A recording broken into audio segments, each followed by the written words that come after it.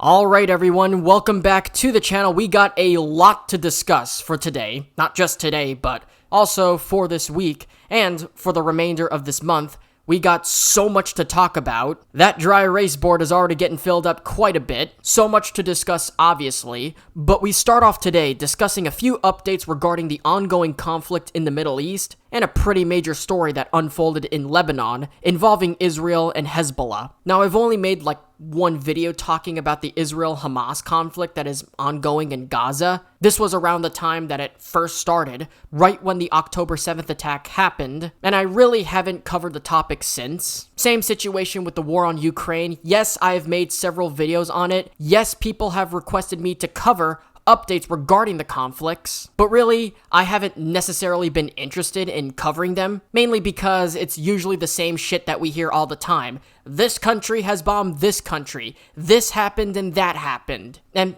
war is bad and it's an uncomfortable topic to some. But, I'm your news guy, I'm supposed to cover these topics, regardless of how dark they are. It's just what I do. I'm your news guy, I'm here to keep you guys up to date, however I can, with whichever topic I do. But before we get into today's story, let me go and clarify one thing. Since we are discussing Israel and Hamas, let me go and put out this disclaimer. I am not picking a side on this conflict. I'm going to be reiterating this disclaimer each time I make a video discussing Israel and Hamas, discussing the war on Gaza. I refuse to side with anybody. I am not Israeli. I am not Palestinian. I'm an American whose ancestry is traced to Europe. I was born in Miami, Florida, not Tel Aviv, not Gaza City. And with both sides effectively committing unjustified acts of terror against one another, it's really hard for me to personally pick a side in this conflict, and I refuse to, so don't ask. Anyways, let's get this disclaimer out of the way and go right into our main story. Now, this story is actually pretty fucking nuts if I'm being real here. When I first heard about this is almost like something that came straight out of a spy movie, like a James Bond type of situation that unfolded in Lebanon. Now, I'm pretty sure we've had this experience before. Have you ever, you've gone into an airport or a courthouse, or any, a federal government building of some sort? Each time you, go into, a government building, whether that be a courthouse, the sheriff's department, the county or state government center, any government building, or especially, federal government buildings, or even at an airport especially, you go in, and as soon as you walk through the doors and you enter into the building, the first thing you see are, a metal detector.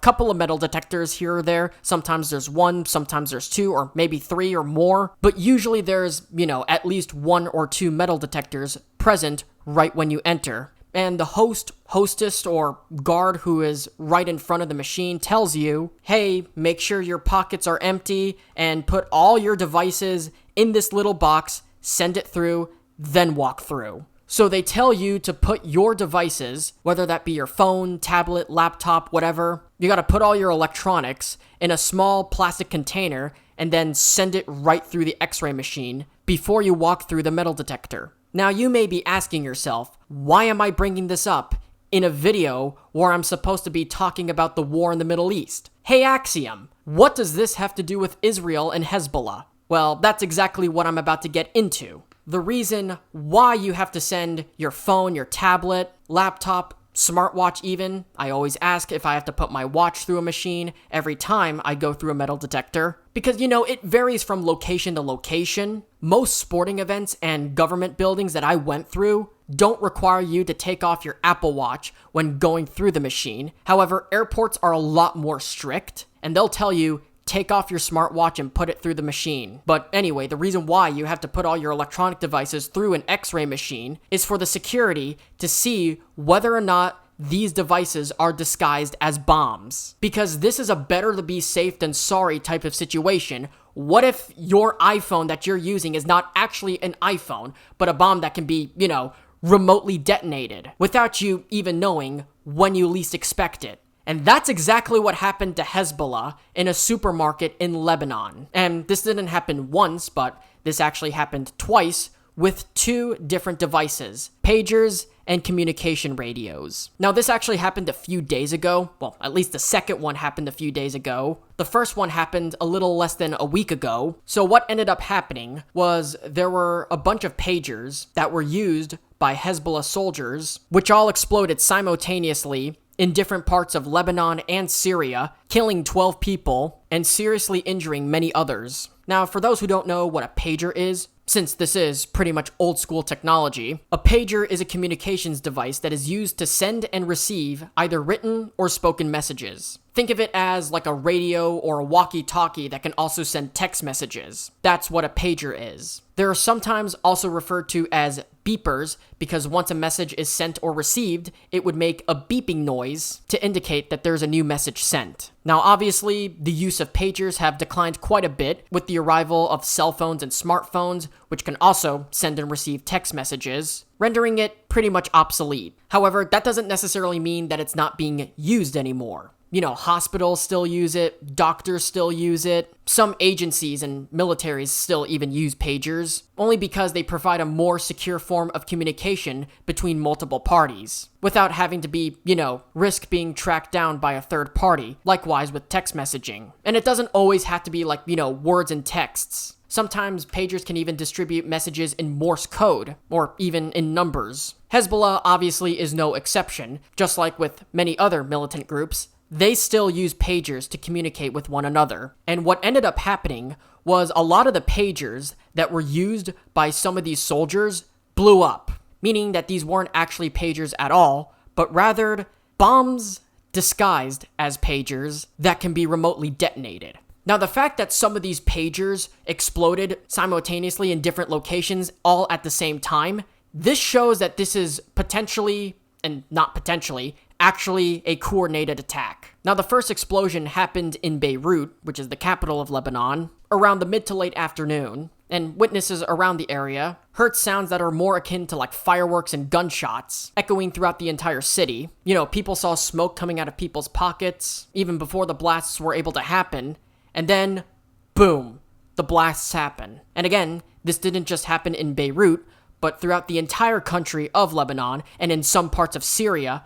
This all happened exactly at the same time. Fast forward a few days later, another wave of explosions happened, this time not affecting pagers, but radios and walkie-talkies. And again, just like with the first wave of explosions, this also happened throughout the countries of Syria and Lebanon. Now, obviously, if you were to put two and two together, and actually smart enough to know what's going on, waves of explosions happening around the same time with different devices on two separate days, this is basically a sign that this is obviously a coordinated attack. How this was able to be done is that the IDF deliberately placed explosive devices in some of these pagers that were supposed to be used by Hezbollah, and how these pagers were able to detonate and explode is that a certain message would be sent out at around 3:30 local time. Again, as I stated, this is like something that came straight out of a fucking James Bond movie. As of recording, Israel hasn't necessarily claimed responsibility for what happened with these pagers,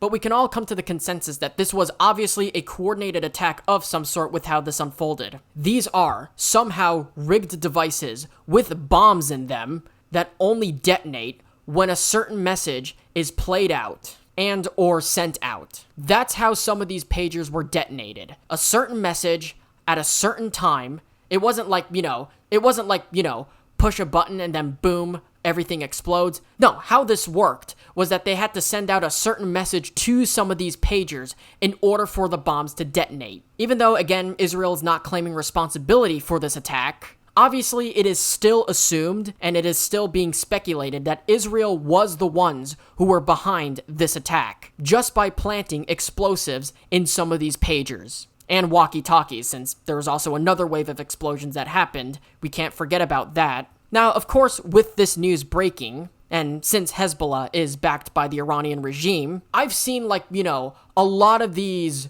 people and these claims that the president of Iran was somehow assassinated by some of these hacked pagers. I can neither confirm or deny whether or not that is true, but I'm still going to report it. There are reports coming out that the helicopter crash that killed Raisi, the president of Iran, was caused by an exploding pager. Now, don't take this as fact, but this is just my opinion. I think the president was assassinated. I don't think this was obviously no accident. I do think it was deliberate of some sort. But in the wake of what we saw with all these exploding pagers, there are reports going out, one of which coming from a senior Iranian official, not only claiming that Israel is responsible for some of these exploding pagers that killed some Hezbollah members and other innocent lives, but the same senior officials are also claiming that the exploding pagers was responsible for the helicopter crash that killed their president. Again, these are all reports and speculation, can neither confirm or deny. But this is actually pretty much a scary situation. Like, imagine,